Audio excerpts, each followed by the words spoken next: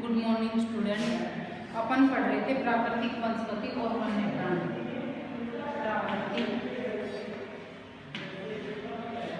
वनस्पति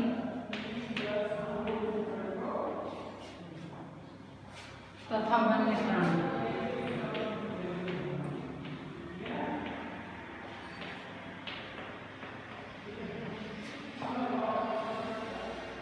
अब अपन ने प्राकृतिक वनस्पति पढ़ लिया था। प्राकृतिक वनस्पति के प्रकार भी पढ़ लिए थे, जो कि प्राकृतिक वनस्पति को प्रभावित करने वाले कारक।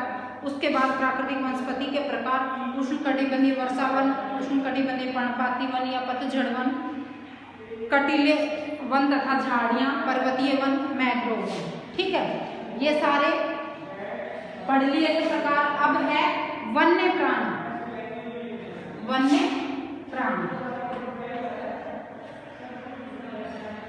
अब वन्य प्राणी किसे कहते हैं? प्राणी से क्या तात्पर्य है? जो जैसे प्राकृतिक वनस्पति मैंने बताया था, प्रकृति के द्वारा जो उत्पादित होती है, जिसमें मनुष्य का कोई योगदान नहीं होता, उसे प्राकृतिक वनस्पति कहते हैं। इसी प्रकार से अपने पृथ्वी पर समझ लो, या अपन जैसे भारत के संदर्भ में पढ़ रहे हैं, तो वन्य प्राणियों में जो प्रकृति के द्वारा जो जीव जंतु पाए जाते हैं पृथ्वी पर, उसे वन्य प्राणी कहते हैं। जो वनों में प्राणी निवास करते हैं, उसे वन्य प्राणी कहा जाता है। जैसे जंगली जानवर आप कोई भी ले लो, शेर है, चीता है, बाघ है, भेड़िए हैं, बंदर है, सारे ये वन्य प्राणी हैं जो प्रकृति में अपने आप ही अपना भोजन ढूंढते हैं, अपना आवास ढूंढते हैं, और यह प्रकृति पर पूर्णतः निर्भर होते हैं वन्य प्राणी। ठीक है, अब वन्य प्राणियों में देखो, अपन पढ़ते हैं इसमें कहाँ कहाँ अपने भारत में ये वन्य प्राणी विकसित है। वनस्पति की भांति भारत विभिन्न प्रकार की प्राणी संपत्ति में भी धनी है। यहाँ जीवों की 89 प्रकार की 89,000 प्रजातियां पाई जाती हैं। प्रजातियां पाई जाती हैं भारत में। ठीक है, देश में 1200 से अधिक पक्षियों की प्रजातियां पाई जाती हैं। अब इनमें देखो, जंगली जानवर हैं, पक्षी हैं, ये सभी शामिल हैं। तो 1200 से अधिक तो पक्षियों की प्रजाति, पक्षियों की प्रजातियों के मतलब विभिन्न प्रकार के पक्षी पाए जाते हैं। ठीक है, उसके बाद है जो विश्व की 13% है। विश्व की भारत में कितने प्रतिशत पाई जाती है? विश्व का 13%। भारत में कुल 13% पक्षी पाए जाते हैं। यहाँ मछलियों की 2500 प्रजातियां हैं। अब 2500 प्रजातियां मछलियों की हैं, जो कि विश्व का कितना प्रतिशत भाग है? 12% भाग। 12% भाग विश्व का है। ठीक है, अब उसके बाद है भारत में विश्व के 5 से 8% तक उभयचरी, सरीसृप और स्तनधारी जानवर भी पाए जाते हैं। जो जंगली जानवरों के नाम हैं, अलग अलग प्रकार के स्तनधारी हैं या उभयचरी हैं, सरीसृप हैं। जो जैसे रेंगने वाले पशु अलग होते हैं, चलने वाले अधिक भारी भरकम पशु अलग होते हैं, इनको अलग अलग श्रेणियों में बांट रखा है। तो टोटल 89,000 प्रजातियां पाई जाती हैं, जिनमें से 1200 पक्षियों की प्रजातियां और 2500 प्रजातियां मछलियों की हैं। इसके अलावा अलग अलग ये जानवर पाए जाते हैं। अब स्तनधारी जानवरों में हाथी सबसे अधिक महत्वपूर्ण है। यह हाथी कहाँ पाए जाते हैं ज्यादा? भारत में असम, कर्नाटक और केरल में। असम, कर्नाटक और केरल में हाथी अधिक पाए जाते हैं। ठीक है, जो कि स्तनधारी जानवरों में आते हैं। एक सींग वाले गैंडे अन्य जानवर हैं जो पश्चिम बंगाल और असम के दलदली भागों में पाए जाते हैं। कच्छ के रण तथा थार मरुस्थल में क्रमशः जंगली गधे और ऊंट पाए जाते हैं। अब देखो अपन ने विभिन्न प्रकार की प्राकृतिक वनस्पति पढ़ा था ना। अब जहां पर प्राकृतिक वनस्पति किस पर निर्भर है, जलवायु उसमें मुख्य कारक होता है, जलवायु और भूभाग उसमें देख सकते हो आप, अपन ने जो कारक पढ़े थे उनमें। तो मरुस्थलीय क्षेत्रों में अलग प्रकार के प्रजातियां पाई जाएंगी। ये जो अधिक वर्षा वाले वन क्षेत्र हैं उनमें अधिक अलग प्रकार की ये जानवर पाए जाएंगे, ये अलग अलग प्रकार के पाए जाते हैं। भारतीय भैंसा, नीलगाय, चौसिंघा, छोटा मृग तथा विभिन्न प्रजातियों वाले हिरण आदि कुछ अन्य जानवर हैं जो भारत में पाए जाते हैं। या बंदरों की भी अनेक प्रजातियां पाई जाती हैं। अब तुम्हें मुख्य रूप से क्या याद रखना है इसमें, देखो कि भारत में विभिन्न प्रकार की, जैसे एक तो ये कि कुल 89,000 प्रजातियां पाई जाती हैं वन्य प्राणियों की, ठीक है। उनमें से 1200 पक्षियों की प्रजातियां हैं जो विश्व का 13% भाग है, और 2500 प्रजातियां मछलियों की हैं जो विश्व का 12% है। इसके बाद एक सींग वाले गैंडे, स्तनधारी जो जानवर हैं वो तो हाथी, असम, कर्नाटक, केरल में तो हाथी अधिक पाए जाते हैं। इसके पश्चात है पश्चिम बंगाल और असम के दलदली में ये जो रहते हैं एक सींग वाले गैंडे, ठीक है। मरुस्थलीय क्षेत्रों में जो गधे, ऊंट ये पाए जाते हैं अधिक। उसके बाद है यहाँ बंदरों की भी अनेक प्रजातियां पाई जाती है। मतलब वन जो जिस प्रकार के अपन ने प्राकृतिक वनस्पति पढ़ी थी ना, उनमें अलग अलग प्रकार के वन्य प्राणी पाए जाते हैं, ठीक है। अब ये मैंग्रोव वन है, इनमें जैसे मछलियां अधिक पालन किया जाता है, ठीक है। अब इसके बाद है भारत विश्व का अकेला देश है जहां शेर तथा बाघ दोनों पाए जाते हैं। अब ये बात तुम्हें ध्यान रखनी है, शेर और बाघ ये वन्य प्राणियों के जानवर हैं, शेर और बाघ दोनों पाए जाते हैं भारत में, ठीक है। जंगली जानवर हैं ये। भारतीय शेरों का प्राकृतिक वास स्थल गुजरात में गिर जंगल है। अब यह तुम्हें याद रखना है, शेर कहाँ पाए जाते हैं, गुजरात के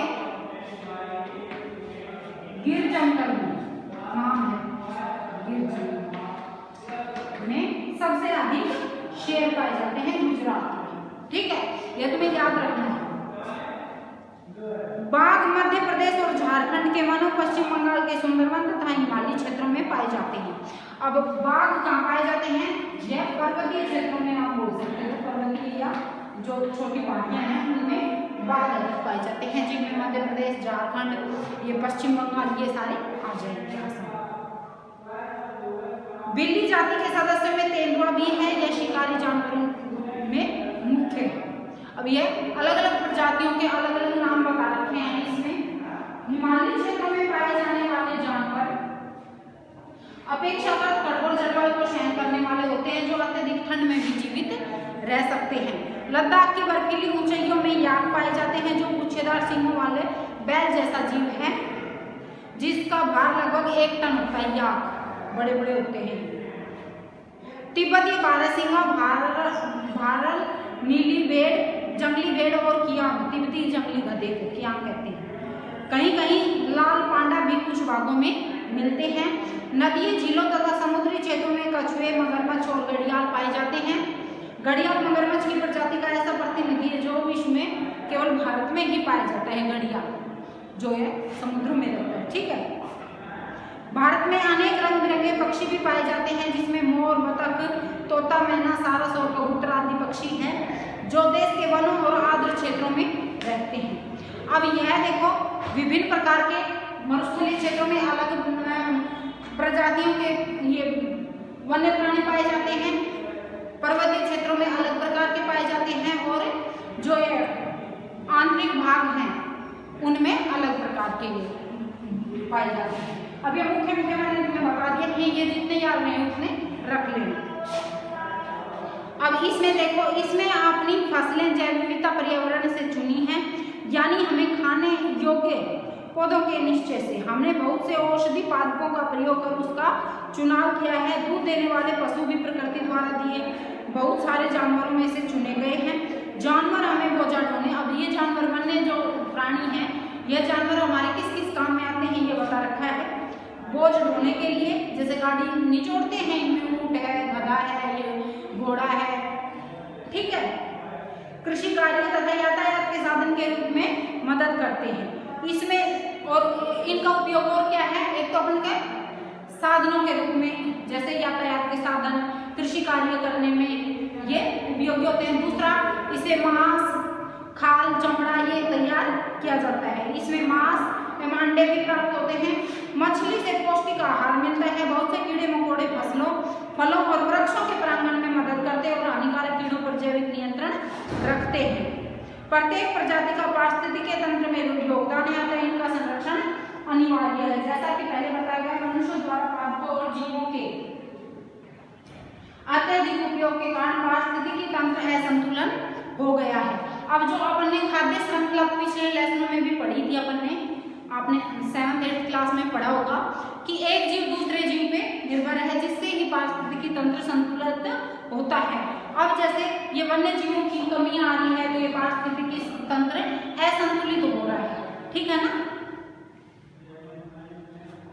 लगभग 1300 पादप प्रजातियां संकट में हैं तथा 20 प्रजातियां विनष्ट हो चुकी हैं। काफी वन्य जीवन प्रजातियां भी संकट में हैं और कुछ विनष्ट हो चुकी हैं। इनका कारण मैंने तुम्हें पहले भी बताया था कि मनुष्य ही है, या आप बोल सकते हो कि जनसंख्या अधिक बढ़ने से या औद्योगिक विकास अधिक करने से मनुष्य ने इनके जो प्राकृतिक आवास थे उनको नष्ट कर दिया है। और अब ये कुछ प्रजातियां जो वन्य जीवों की, वन्य प्राणियों की, जैसे देखो पहले बड़े बड़े जंगलों में बाघ रहते थे, शेर रहते थे, चीता रहते थे, तेंदुआ रहते थे। अब ये समुद्री जल जैसे अब प्रदूषित हो गया है तो काफी प्रकार की जो समुद्री जीव थे वो नष्ट हो गए हैं। कुछ प्रजातियां ही नष्ट हो गई हैं कि वो अब दिखने में आते ही नहीं। पारिस्थितिकी तंत्र के असंतुलन का मुख्य कारण लालची व्यापारियों को अपने व्यवसाय के लिए अत्यधिक शिकार करना है।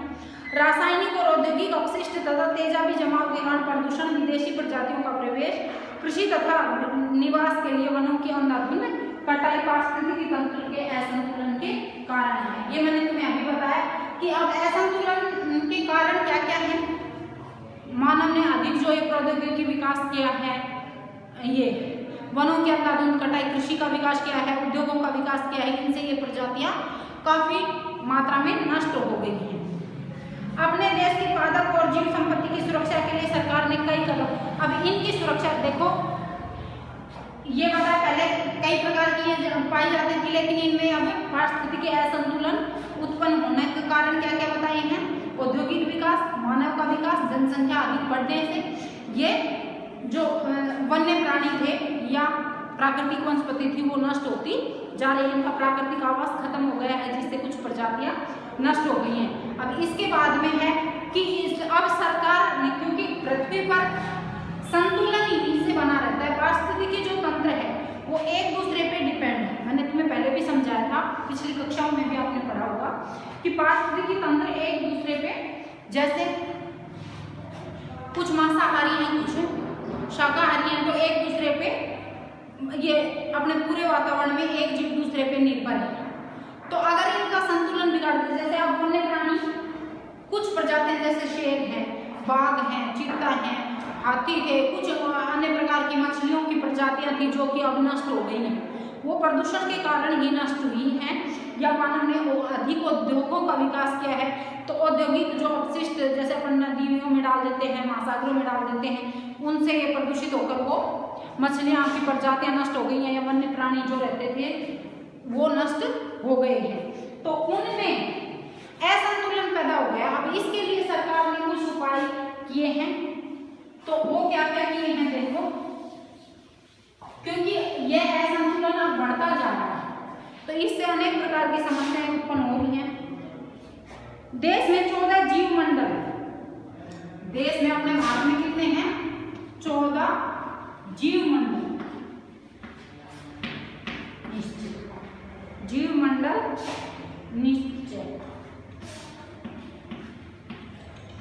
निश्चय बनाए हैं। उनमें क्या किया जाता है कि जो जीव मंडल, इनमें जैसे आप देखते हो यह अभ्यारण्य जो बनाए गए हैं, कहीं शेर रखे जाते हैं, कहीं ये जो चीता रखे जाते हैं, अलग अलग प्रजातियों के लिए प्राकृतिक आवास प्रजातियों का विकास किया जा सके, क्योंकि वो नष्ट होने के कगार पे आ गई है ना। तो इनमें चार मुख्य हैं, वैसे तो कुल 14 हैं, लेकिन इनमें 4 मुख्य हैं। इसमें पश्चिम बंगाल, सुंदरवन, इसमें 4 मुख्य हैं। 4 कौन कौन से हैं? पहला है सुंदरवन जो पश्चिम बंगाल में है, पश्चिम बंगाल में। दूसरा है नंदा देवी जो उत्तरांचल में है, ये अभ्यारण्य किए गए नंदा देवी, यह कहाँ है? उत्तरांचल में।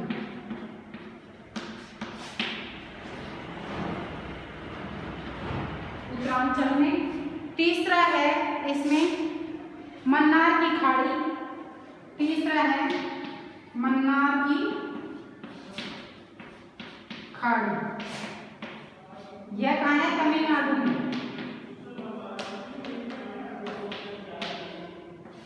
ठीक है। और चौथा है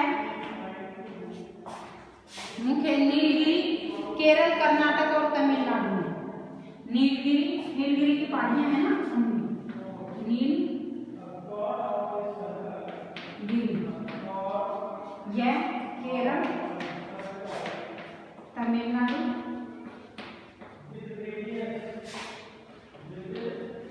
और कर्नाटक में जो नीलगिरी की पहाड़ियां हैं ना, उनमें पाई जाती है। यह मुख्य अभ्यारण्य हैं।